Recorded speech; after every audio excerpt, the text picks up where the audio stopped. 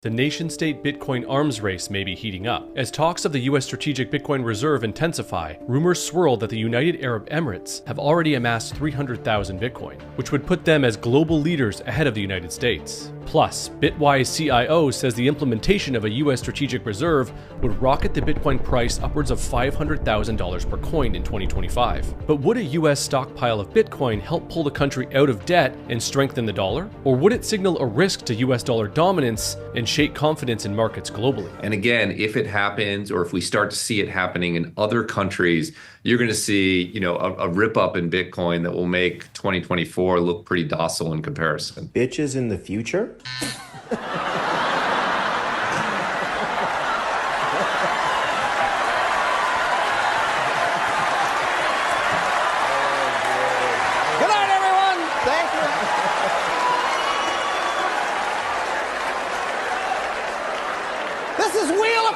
Joe! Bitcoin is the future. Yeah, that's it. Get a job, save a little, take out a mortgage, buy a house.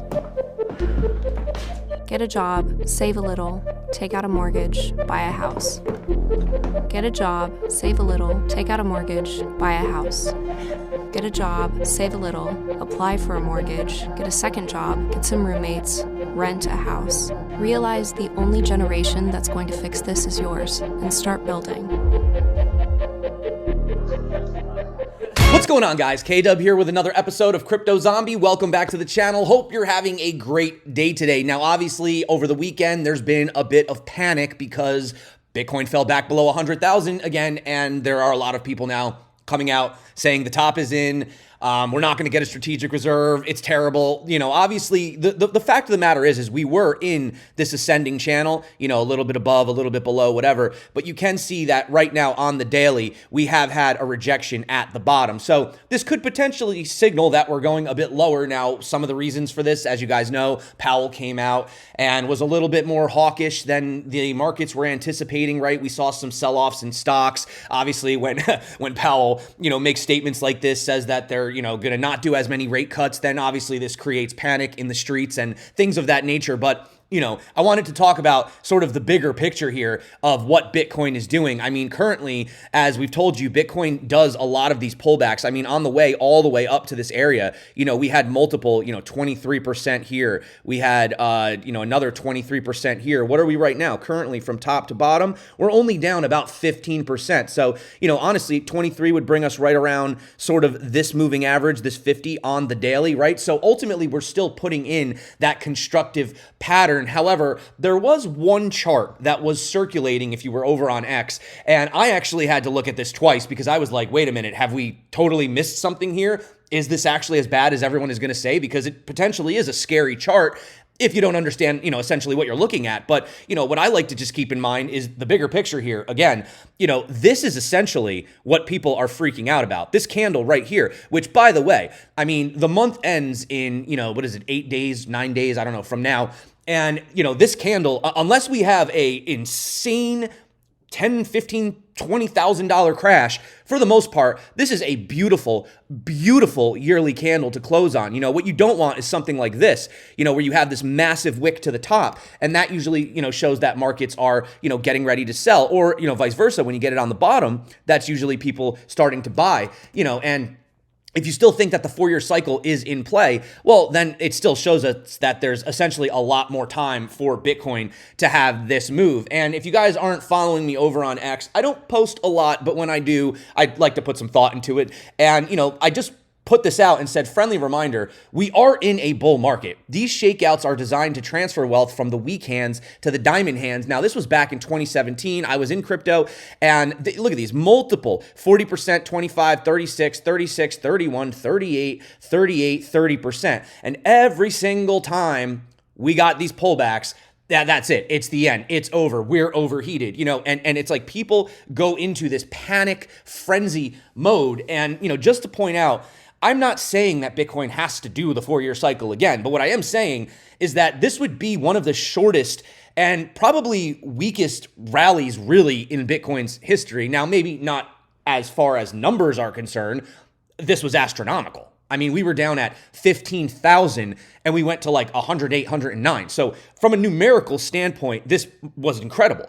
But from a percentage gain and a time standpoint, it's not really that crazy for Bitcoin, right? And don't forget, it is the holidays right now. A lot of people are not trading right now. If anything, they might be taking profits to, I don't know, buy some gifts for their family, maybe go away on a vacation, something like that, right? So we had the Santa Claus rally into the holidays. Now, generally, you kind of wait until you get that Q1, coming back in. And again, if we look right here, one of the areas that we had talked about was 102,000 and then pulling back to the 0.786, which puts Bitcoin at around $90,000.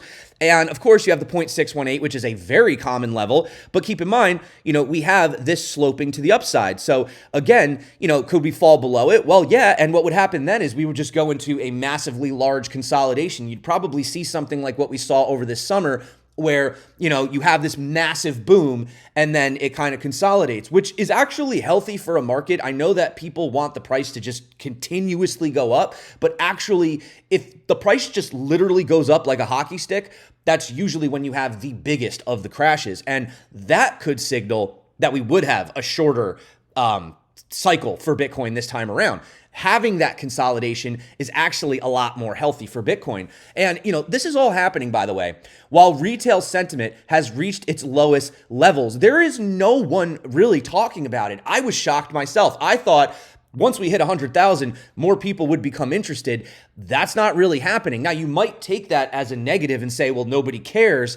Yeah, but what's happening on the back end is so massive with these nation states, these strategic reserves, and whether or not you're pricing in a 50% or less chance that we'll actually get a Bitcoin strategic reserve, the idea, the seed has already been planted. In fact, I could show you evidence that there's some other countries that now that they're thinking about this, maybe they are going to try to front run the US in this scenario. Something that Folis pointed out, this is December of 2023, in case you guys don't remember. Bitcoin came up to 40,000 and crashed all the way down to about 38. So going up to about 108 could bring us down, to that higher $80,000 area if this fractal does play out. And this was a totally normal move in a bull market. And don't forget that while everyone is panicking, the ETFs, yes, there's some selling going on, but for all of the selling, there always is this buying that's coming back in, as you can see right here. This was from a few days ago, but they 2,500 Bitcoin in just a day, 525,000 in the year, and they hold more assets than gold. And like Preston points out, or at least we think they do, who knows what's actually in those vaults, right? No one's actually auditing the gold vaults, I think, what's the joke about Fort Knox? The guy just kind of pokes his head in and goes, yeah, the gold's there, right? Well, we can verify with Bitcoin what is actually happening on chain. And like Matt Hogan points out, he's the CIO at Bitwise.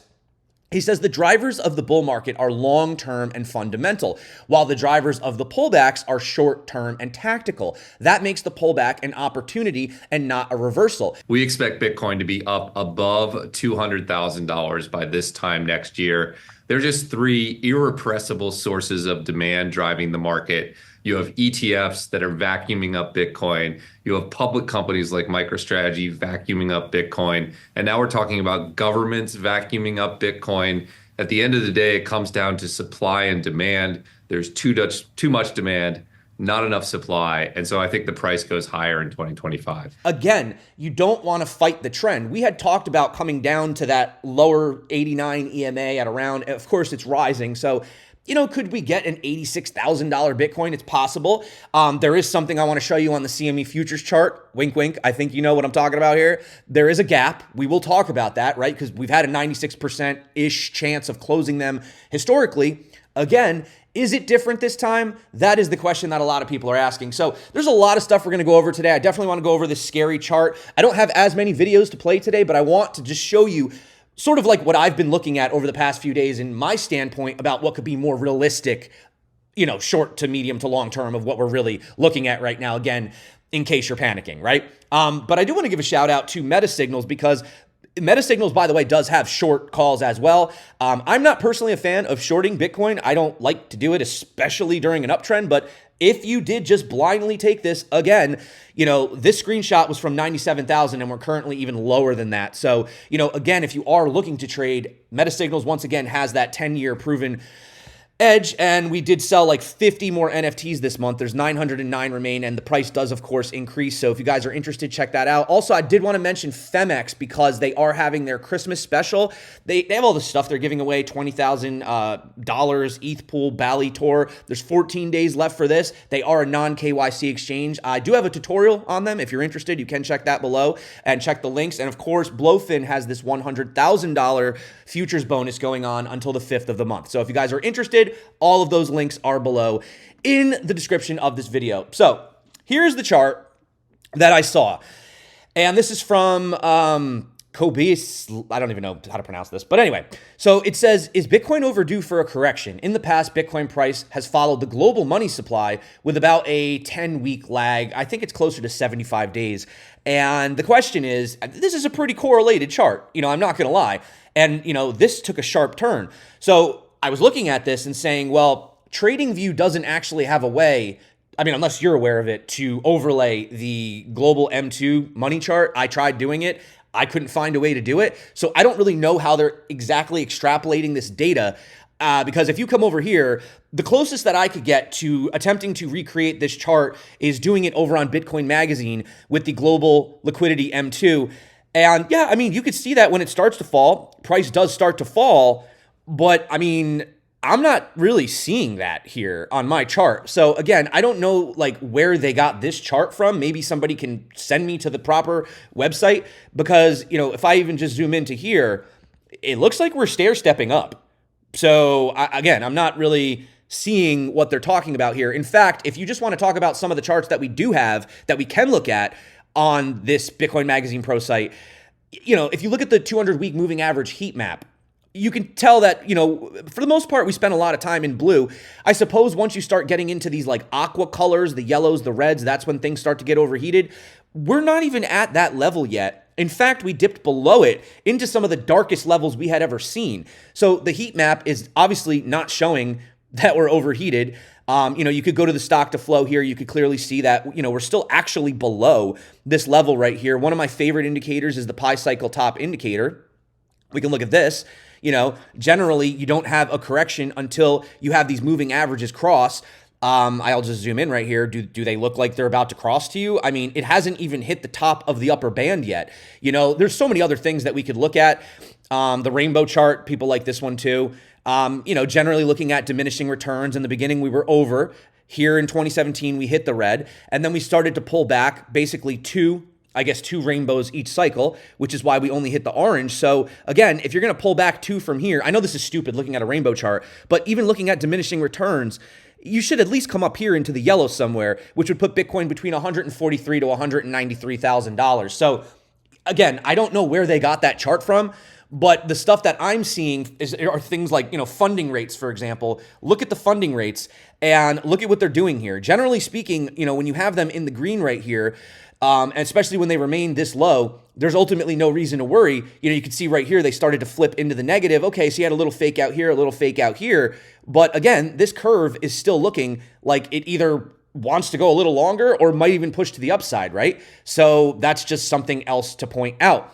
You got guys like Chamath Palihapitiya saying, I'm relearning all things crypto going into the Trump presidency, right? A lot of people seeing faith in Bitcoin and cryptocurrency. And of course, there's a much bigger story behind that, of course. But here's the other news, the breaking news. So the UAE is reportedly, holding 300 Bitcoin while Trump considers buying 1 million for the U.S. Strategic Reserve. The hot topic this Bitcoin cycle since the election is no question the proposal and intensifying talks around the U.S. Strategic Bitcoin Reserve. The soon-to-be leader of the free world is very openly pro-Bitcoin, and is even suggesting there is a very real possibility that he signs a bill for the US government to buy up to 1 million Bitcoin over the next 5 years. You're embracing crypto, very different from the previous administration. Strategic Petroleum Reserve like for crypto? Yeah, I think so. We're going to do something great with crypto because we don't want China or anybody else, and not just China, but others are embracing it, and we want to be the head. Mainstream media, institutional investors, politicians, and leaders around the globe have taken notice and are talking about the very real possibility of this happening and its implications on the global economy and geopolitical power dynamics. The US and many other nation states are seeing it as a national imperative to adopt Bitcoin before other nations do it first and gain dominance. Trump himself has stated the need for the US to be a leader and dominate in Bitcoin against the likes of China and others. Well, rumors are already swirling that the United Arab Emirates have amassed 300,000 plus Bitcoin, which would put them ahead of the United States and their 200,000 coins. Now, keep in mind this is still just a rumor, but you can see how these things start getting out of hand and could ignite FOMO on a global nation-state scale. I like what Matthew Pines had to say about it. If you are against the SBR, you prefer UAE, Qatar, Saudi, Oman, Bahrain, China, and Russia to have more Bitcoin than the US. That's fine, but accept that this opposition equates to a desire that we lag monarchies and authoritarian rivals in holding Bitcoin as a national asset. The Trump admin seems to be placing much more emphasis on staying globally dominant in Bitcoin over rivals. And in the short term, at least, this would be very good for the US dollar and help to service the national debt. So yeah, I mean, retail is maybe sitting this party out this time, but usually when you get that mania, you know, especially like if I look at my views on YouTube, you know, I've been doing this for 8 years now. The views right now are not that much different than what they normally would be. Maybe they're like a little bit higher. Maybe there's some new people. But I mean, I remember during the peak, you know, I was getting in like the hundreds of thousands of views per video. Of course, I don't post as much as some other guys, so that could be the case too. I mean, I know my friends over at Altcoin Daily, they post like every day. So like they're just, you know, obviously you're there more, so you get bigger numbers. But, you know, for me, I'm just saying I'm not really seeing it. Here's an example. The Dutch government urged to establish a national Bitcoin reserve in an open letter. You can see right here. This is over from Cointelegraph. We also have the fact that Michael Saylor points out that if you just, I mean, imagine investing just a 2% investment allocation from the USA alone could push Bitcoin to $800,000. I mean, we already got to that of the gold ETF in just a year. Okay. And you have to consider how big of the total global assets there are. Now, BlackRock is recommending a 2% allocation to Bitcoin. The world has 900 trillion in assets. So that 2% puts Bitcoin at an $18 trillion valuation, which is about $900,000 a coin. And I mean, this is pretty incredible. I remember when this thing was just a little dot. Yeah, it's growing. But again, this is what we're freaking out. We're saying that we're not early. Now, of course, I'm not saying we're early in the sense that we bought Bitcoin at $5. I know a couple people who did, and guess what? They did not hold it. A lot of the people actually that bought, I'm not going to out them, but a lot of the people that I talked to that were buying Bitcoin back then, they sold. They did, or they lost it, or trust me, a lot of them don't actually have it because they were using it for different things, etc. So yeah, I mean, considering this right here, versus, you know, all the real estate, the equities, collectibles, art, or even just simply matching gold right here. You know, matching gold alone brings Bitcoin to about a $750,000 coin. And I do believe that this generation is going digital. No one wants to carry a Santa Claus sack of, you know, gold around or hide it under their bedroom. I mean, you know, it's that digital nomad freedom era, you know, being able to have the internet and have these conversations. You know, I don't want to have gold in a vault somewhere. You know, that's just, I don't personally. I mean, maybe you do. I don't. You know, I find that people are moving more digital, more into things like Bitcoin and crypto. And even like Senator Ted Cruz, you know, this is happening in Florida. This is happening in Pennsylvania. This is happening in Texas.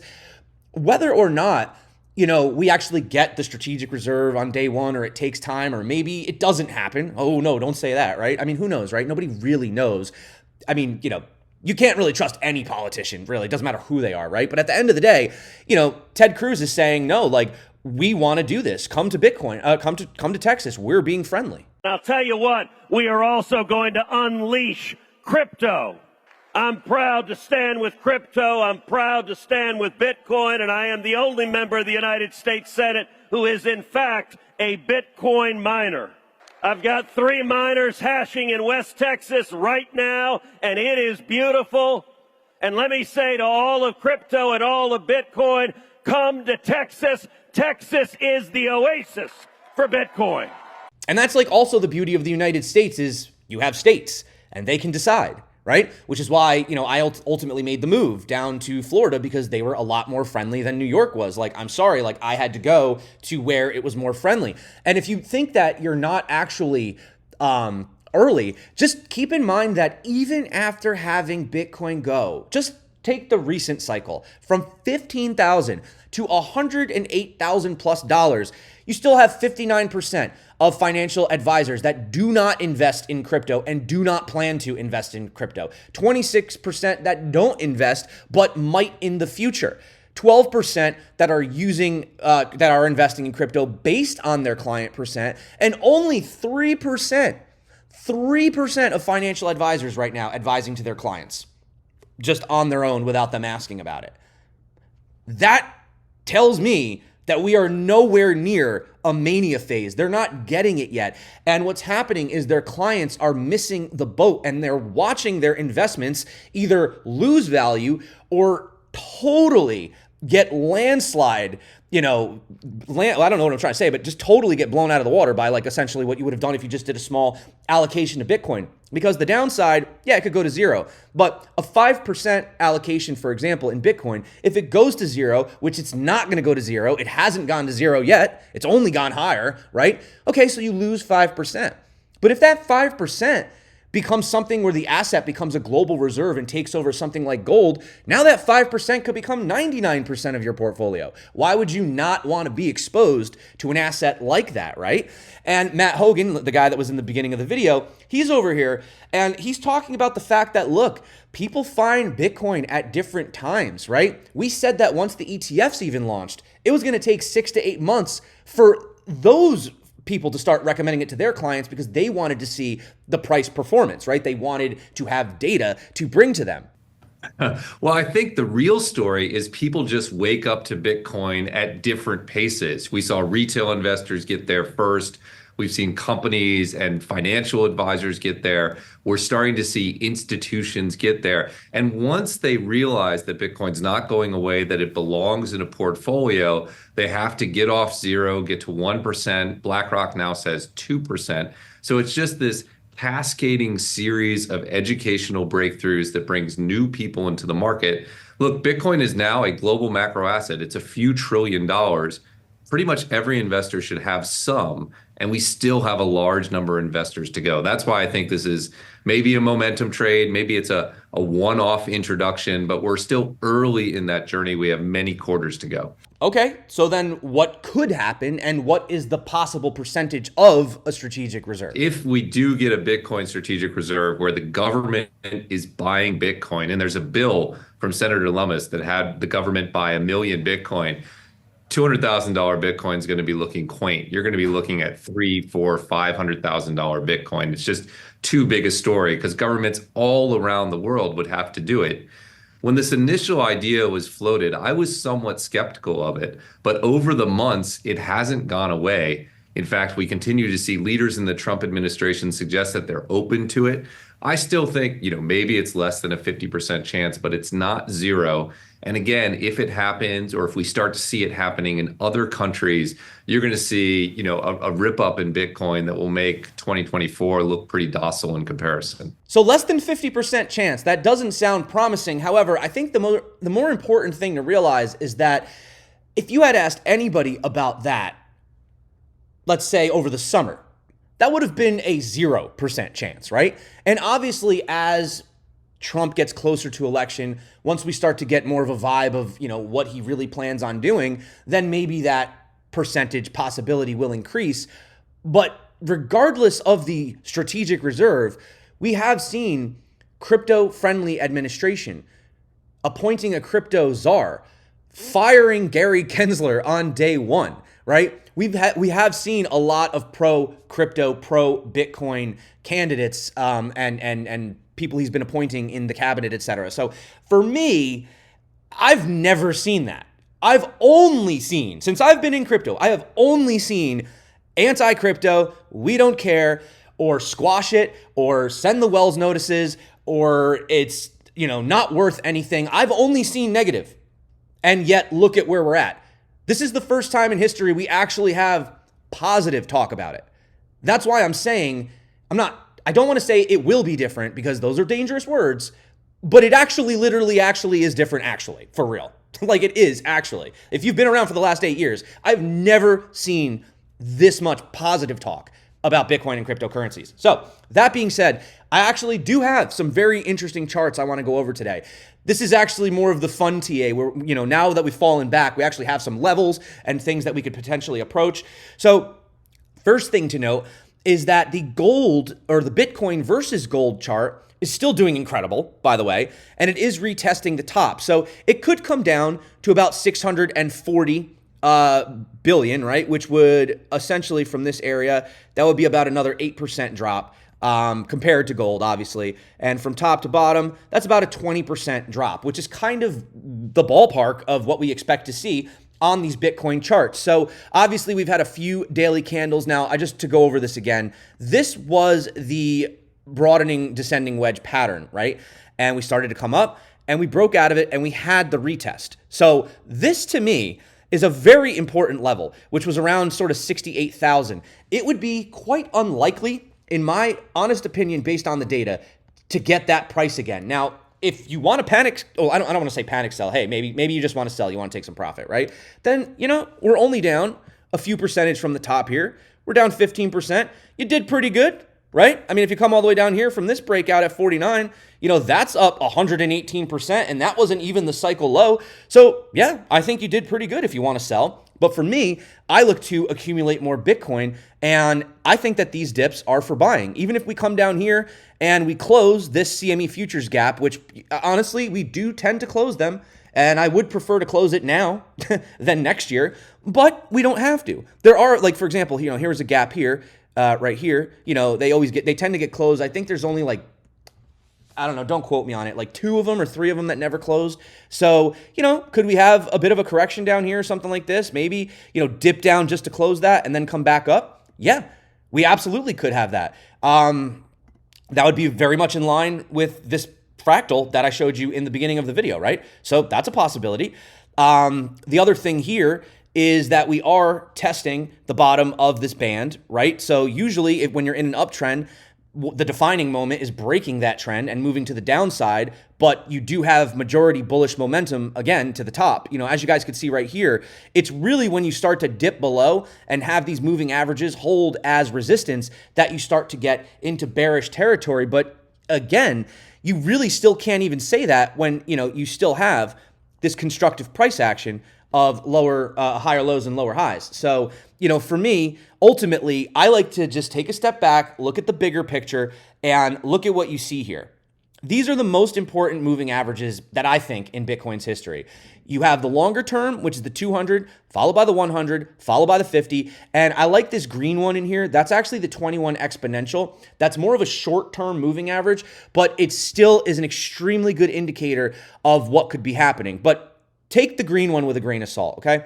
And as you can see back here, when you get this cross, right, where you get the blue above the pink, yellow above the blue, and green above the yellow, so basically it's in this exact order, red, blue, yellow, green, this is an extremely explosive constructive pattern. And then, of course, it is a lagging indicator, but you could see once we break below that, that's when things start to get really, really scary. And if we move to what we had here, okay, we had right here, and we called this on this channel, we had the price moving below this, right? But we knew that it was going to start to curve up. And a lot of people got faked out by that. But that was actually a very big signal. We had the 21 moving up, holding as support. And you could see that, yeah, the 21 has dropped a few times. We've fell below it. But thus far, the 50 has held us. The 50 is at 67. So unless you think we're going to fall directly down today, that's ridiculous. That would be insane.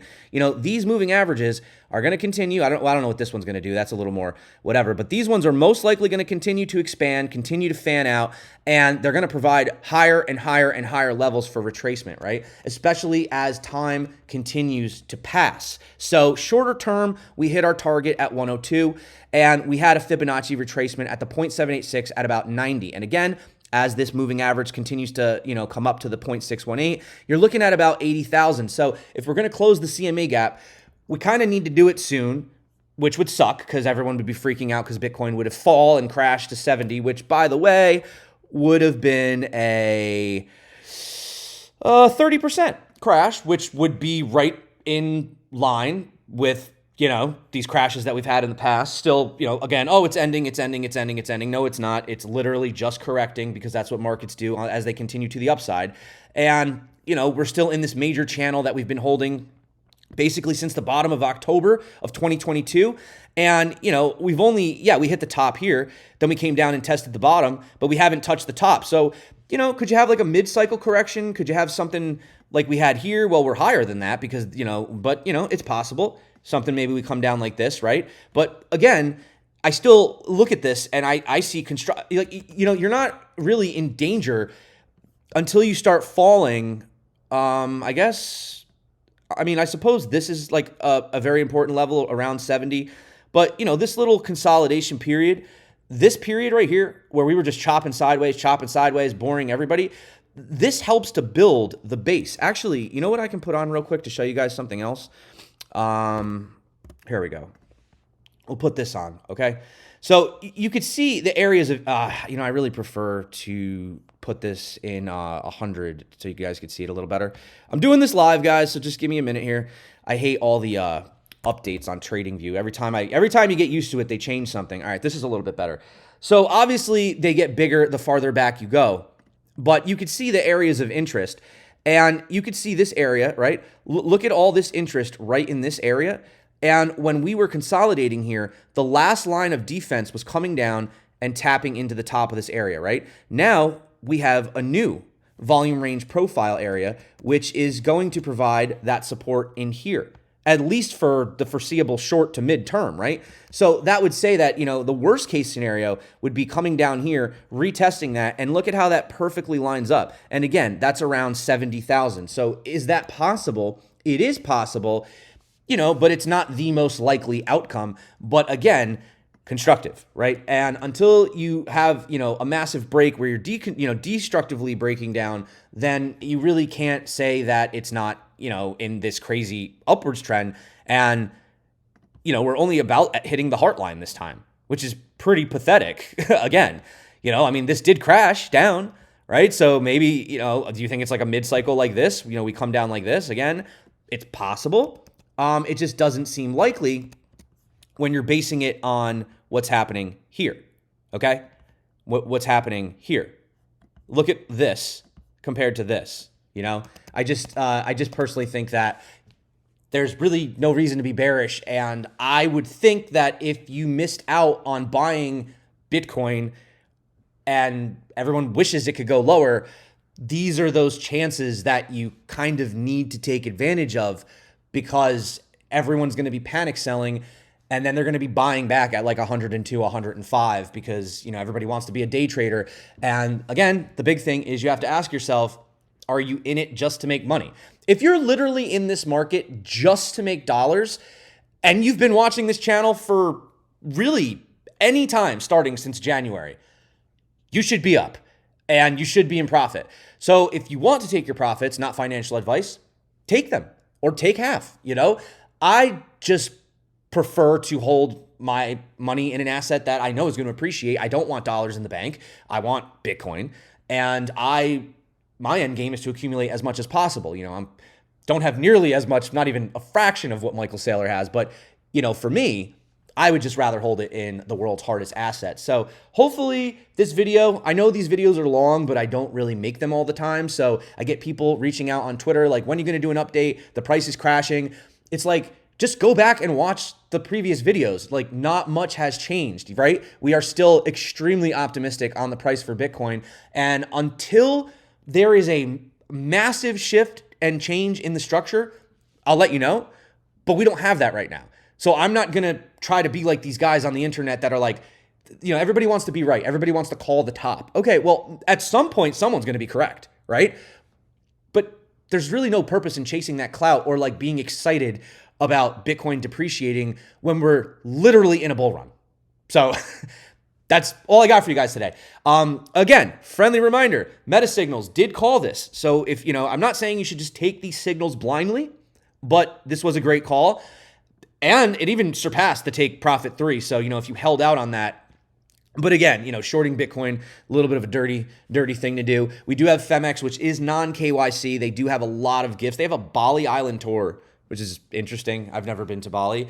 And again, 100,000 deposit if you are interested over on the Blowfin. Obviously, you do have to deposit and trade for that. But if you guys want to watch tutorials, popping up right here, we do have one for Femex as well. But for the most part, they're all the same. But that's all I got for you guys today. So thank you so much again for coming back to the channel. If I don't make a video, happy holidays to everybody. But who knows? Maybe I'll surprise you guys. So until next time, stay crypto. And of course, peace out.